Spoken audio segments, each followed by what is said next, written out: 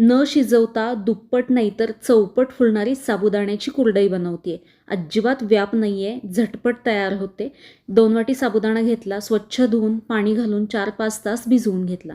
4-5 तासानंतर यामध्ये परत पाणी घालायचं. इथे मी 2 कपला 4 कप पाणी घेतलं आहे. मीठ घालायचं, पाणी उकळून घ्यायचं. उकळलेलं पाणी यामध्ये घालायचं, मिक्स करून रात्रभर ठेवून द्यायचं. दुसऱ्या दिवशी सकाळी यामध्ये एक्स्ट्राचं जे पाणी आहे ते आपल्याला निथळून घ्यायचं आहे. अजिबात दाबून काढायचं नाही, हलक्या हाताने हे आपल्याला गाळणीत असं निथळून काढायचं आहे.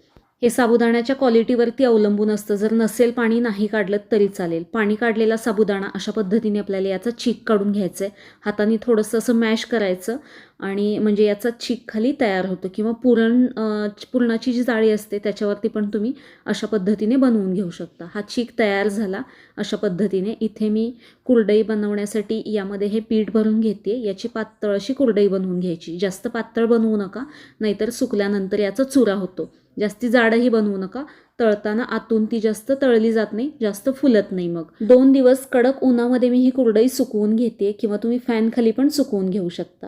मस्त गव्हाच्या कुरडईपेक्षा सुद्धा अतिशय चविष्ट अशी ही लागते. नक्की बनवून बघा.